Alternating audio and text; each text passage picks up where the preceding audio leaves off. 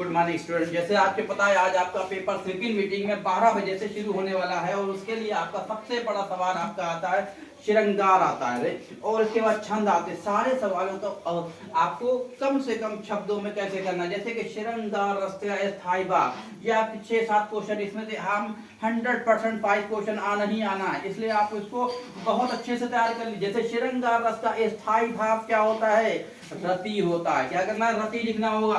आपके 4 ऑप्शन दिए होंगे, उसमें आपको सिर्फ रति लिखना है। अगला क्वेश्चन, वीर रस का स्थायी भाव क्या होता है, उत्साह, यानी उत्साह जब हम कोई चीज जीत जाते हैं, खुशी मनाते हैं, तो हमारा पर लिखा जाता है कि कौन सा है, तो आप उसमें कह सकते हैं उत्साह हो। चौपाई के प्रत्येक चरण में कितनी मात्राएं होती, सवाल आपका आ सकता है, तो उसमें 16 भी, 17 भी, 18 भी दे सकते हैं, लेकिन आपका सही सवाल आपका आंसर आएगा चौपाई के प्रत्येक चरण में 16 मात्राएं होती हैं। क्लियर। तो मात्राएं अगर आप चाहें चरण में मात्राएं लिख सकते हैं, मात्राएं, ठीक। 14 कितनी होती है, 16।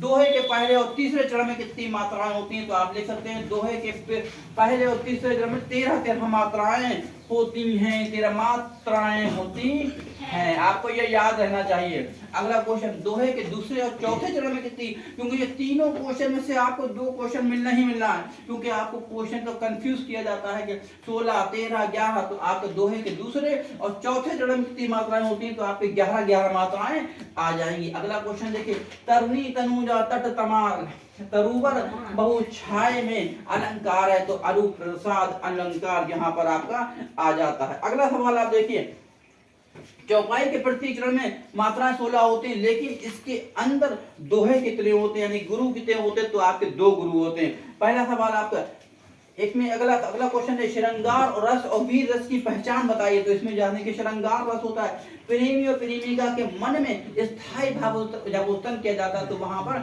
श्रृंगार का मतलब ही समझ में आया आपको, मेकअप जिसे कहते हैं। तो क्या होता है, जब जो प्रेमी प्रेमिका मिलते हैं, रति ये प्रेम होता है, आनंद का रस होता है, तो वहां पर क्या होता है, श्रृंगार रस होता है। अगला क्वेश्चन देखिए, ये आपका आगे वियोग, वियोग किसे कहते हैं, वियोग किसे कहते हैं, जब हम कोई दुख होता है, तो तड़प होती है, तो हे खग मिरग के, ये आपका जैसे कि हे खग मिरग के, हे मधुक स्त्री तुम देखी सीता मृग नैनी, यानी कि यहाँ पर क्या हुआ, यहाँ पर वीर रस हुआ। वीर रस यानी गुरु अथवा किसी कठिन कार्य को करने के लिए हमारे में हृदय में जो निहित परिवर्तन स्थायी होता है, उत्साह आ जाता है, उसको हम कहते हैं। यानी कि अगर आपको कोई पता, जहाँ भी ये देखिए वियोग हे खग मिरग के में मधु लेनी तुम देखी, यानी कि युद्ध हो रहा है, युद्ध के टाइम उसके बाद आवाज आ रही, अथवा किसी कठिन कार्य को बाधित करने के लिए यहाँ पे होता, तो यहाँ पर क्या होगा, वीर रस होगा। इसी जैसे इसका एक उदाहरण भी आपको दे सकते हैं, मैं सत्य कहता हूँ सगे सुकुमार मत जानो मुझे, यमराज से भी युद्ध में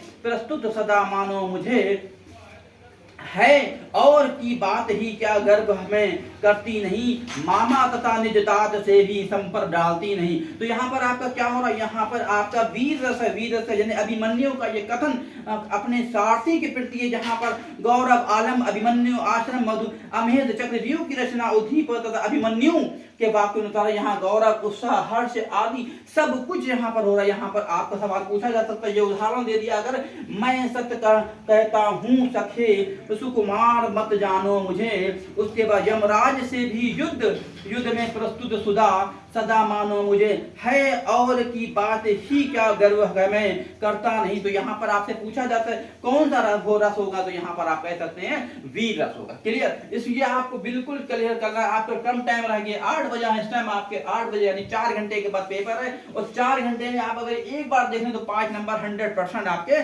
पक्के होगा। क्लियर।